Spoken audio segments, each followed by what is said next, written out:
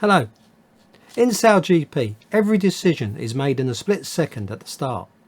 Winning comes down to a fraction of a second on a turn. This can mean the difference between flying at 60 miles per hour or dropping off the foils completely. Today I'll go through Portsmouth Sail GP. Welcome to the channel.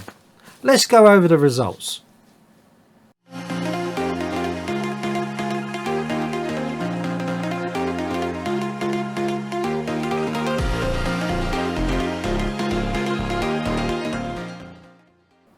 Sail GP has one practice day before the event. It's a very treasured day, but first the teams have to be at the press conference. This was the normal affair, apart from a few quirky comments.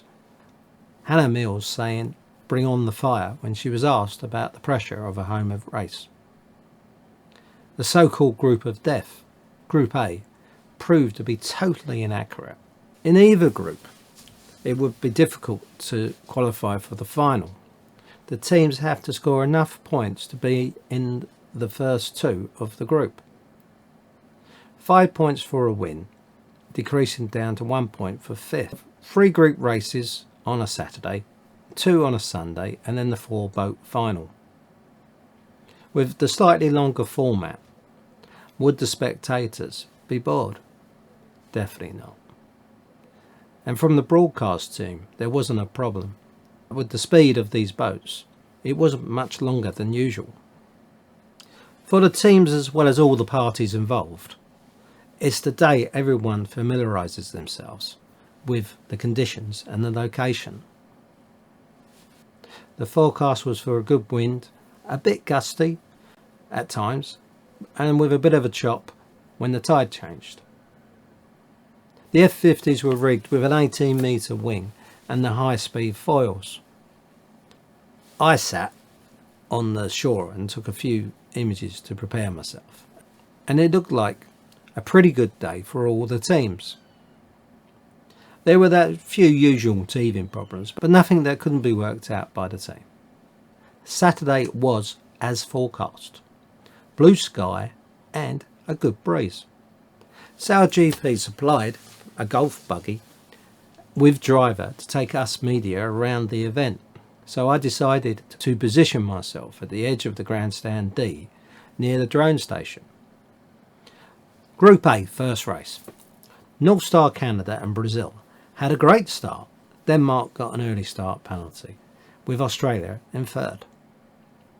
As they passed the fault heading to gate 2, North Star Canada were in the lead, followed by Brazil, Black Foils and Spain. Italy and Australia went the other way. Australia on leg 3 were crossing the course, but made a mistake and lost a lot of speed and fell back to 6th place. Brazil were a bit indecisive on a turn because of the Black Foils. From such a great start, they now dropped back to 5th place. On leg 4, North Star had a good lead with Red Bull Italy in second. Leg 5, Spain made a lovely manoeuvre on the Black Foils and gained a position and were now in 3rd place. Los Gas somehow gained a lot of ground on the next leg, and as they came into the mark and took second from Italy, and they weren't that far behind North Star, who had to defend, giving Los Gaias disturbed air, and by doing that they won the race. Italy were in 3rd and Brazil were 6th. Group B in the first race.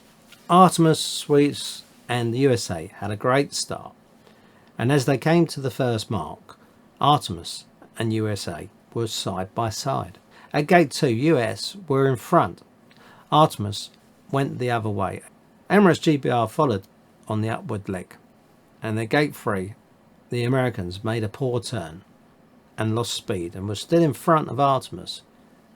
As they came back to gate 4, Germany and DS Automobiles France were in a battle over 5th and 6th place. France had the right of way at the mark. As they turned, it looked a bit scruffy. Luckily, they did not lose a place. US had a big gain on the last leg and won comfortably with Artemis in second. Group A race 2. North Star Canada were in the lead, but with 350 metres to the first mark. Would they keep that lead? Hitting 92 kilometres an hour on the mast, they smashed it. And on the downward leg to gate 2, North Star Canada were looking good. They were a very close moment with Italy and the black foils. Unfortunately for Italy, they received a penalty for not giving New Zealand enough room. At gate 4, North Star Canada were wide around the mark, and Spain, in second, kept a tighter line. So now they were only 9 seconds behind North Star. North Star Canada's flight time was impressive, and Los Gaius decided not to follow them and turned at the gate. As they came back down the course, Los Gaius had gained more ground. So North Star cut across and turned in front to try and keep the advantage. Los Gaius kept their boat higher, and that took the wind away from North Star Canada and slowed them down, which gave Los Gaius the win. Because North Star had lost so much speed, they couldn't get back on the foils, so lost places to black foils, second, Australia third, Italy in fourth, and then North Star came in fifth. Harsh. Group B, race 2. France, Swiss and Sweden were all in a line at the first mark, at 97 kilometres an hour on the mast. Not one of them turned until they were past the fault. So the Swiss and France got a boundary penalty. Artemis, who were on the inside, turned before the boundary and now had a commanding lead. The US were the only team that had tried a different path at gate 2, and they didn't really lose out, and in fact had gained ground on leg 3 and 4. So finished third. Emirates GBR was still in that 6th place. So not a great start to the event. Artemis didn't put a foot wrong and won the race with Switzerland in second, who had slowly come back from that penalty. Group A, race 3. Gonna say it again. A terrific start for North Star Canada and New Zealand with 94 kilometres on the mast. But the Kiwis had the edge as they manoeuvred around the fault. Again, another boundary penalty, but this time to North Star. Getting a penalty this early could be costly. North Star had to lose 20 metres and then get back up to speed. With the fleet being this close together, it could mean a big loss, but fortunately it wasn't too bad. Rockwool Denmark were now in second, and at gate 2 went round the opposite gate to New Zealand. Meanwhile, Spain's dive across the front of Italy and Brazil gave them a penalty, and Italy and Brazil's rounding of the mark was so close. Bons Flying Rouge needed a good result and had made it into third at Rockwool Denmark's cost. Black Fours had a comfortable win, North Star Canada second, and the Bons Flying Rouge in third. Group B, race 3. 4 teams started well, and with Germany having the most speed and GBR on the inside, who would turn early? Germany set up for a turn, and as the crew went from one side of the boat to the other, one crew member lost his balance, and by the time he got back to his position to depower the wing, the boat had nearly capsized. As the crew fought to get it back in control, this left GBR out in the lead without a close contender. And there was a big cheer at gate 4. Emirates GBR, as they were in first place, with a lead over Artemis in second. Finally, as the team sailed up the course, you could hear the home fans collectively hold their breath as GBR kept the lead in their manoeuvre around gate 5. As they came back down the course, Artemis looked menacing, but GBR won that race with Artemis second.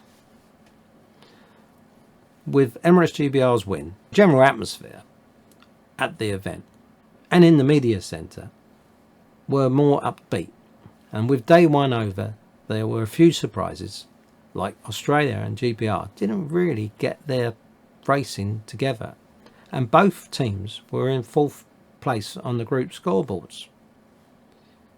Their boat body language was a bit down all day. I bet the debrief and the coaching was interesting that night.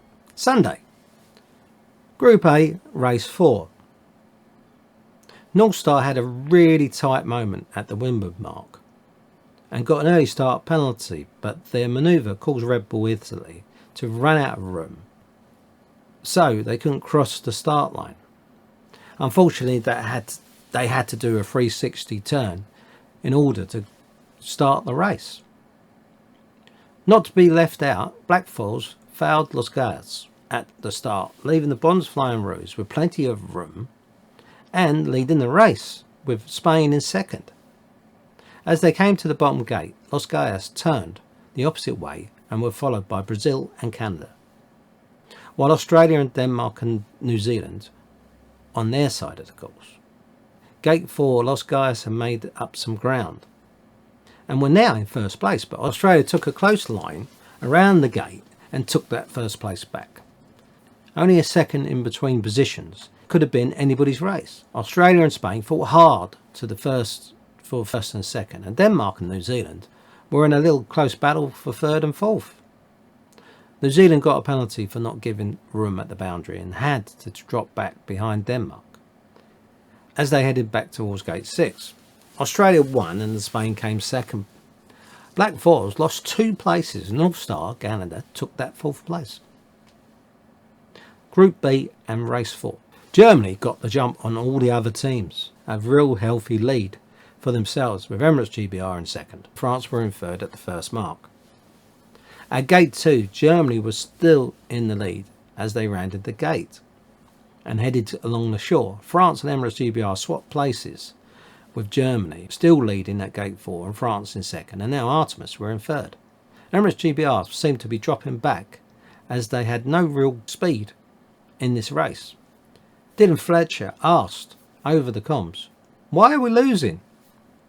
Every GBR fan was asking the same question.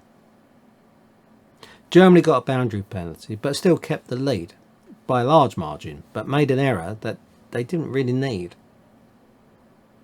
MSGBR were fighting with the US for that last point, and they succeeded to claim the 5th place, but it wasn't looking good for the final. Germany won, France second, and with the Swiss finishing in front of the USA team, causing them to jump up the leaderboard to the second with the US on the same amount of points. Group A, and the last chance to make sure that you're in the final, so close for the 4 teams that had the possibility for those top 2 positions. With Australia getting an early start penalty, Rockwool were now in the lead by a good margin. 6th place was Spain, who were enjoying these gusty conditions as they moved through the fleet and were up to 4th place. At gate 5, North Star Canada turned in front of New Zealand to take their 3rd and slow the Kiwis down, but New Zealand turned the opposite way to Canada, and on leg 5, Canada not only overtook New Zealand but Spain as well, and they took 2nd place. They were out on that side of the course all alone and gained so much ground. With their move on the Black Foils, they qualified for that final with Spain. Rockwool Denmark won that race. Group B, Race 5. With Artemis leading the way and the Swiss and US on equal points, it would be difficult for Emirates GBR to wriggle into that final. France had a great start with the Swiss and Emirates GBR in a line to the first mark. Emirates GBR had a shaky line behind the Swiss, and with a slow turn and the rest of the fleet turning in front of them, they lost all speed. And the Swiss were in the lead at gate 2, Artemis in second, and France were in third. The Swiss at gate 5 had a great lead from the France. The Swiss just nailed the race and did qualify for the final. Emirates GBR just didn't seem to have the boat to even challenge for a place. So Group B finalists were Artemis and the Swiss, and Group A were Spain and North Star Canada. With a bit of space at the start line, Artemis and the Swiss had the better start. As they got to Mark 1 and headed to the boundary, they all turned around at the same time. But it seemed that the Swiss lost out a little. At Gate 2, Artemis were looking good to manoeuvre in 1, and Spain turned to get a better run on Gate 2. North Star Canada split the course, but got a boundary penalty on leg 3. And with Los Gaias moving into second place from 4th. On leg 4, Los Gaias made up some ground on Artemis. But on the cross, they were just still that little bit behind. Los Gaias overtook Artemis at the next gate. Los Gaias just kept their speed and made good decisions, and that led them to win the final. The event kept you on the edge of your seats. Every race, keeping you watching the battles on the racecourse. Saudi GP definitely looks like a better entertainment in this format. It's a shame that Emirates GBR didn't qualify for the final at their home event, but they weren't alone, as the usually excellent Bond Flying Rose didn't do so well either. So, the championship scoreboard looks like this. If you watched my previous video, you'll see that I questioned the integrity of the rudder, and I got the opportunity to ask that question of Joel Margison, the director of Saudi GP Technologies. He was as surprised as the rest of us that they didn't need to replace the rudder. It had been stress tested and sonar checked and was all okay. So it remains a mystery. As every F50 is exactly the same, to within a millimetre, the software is the same.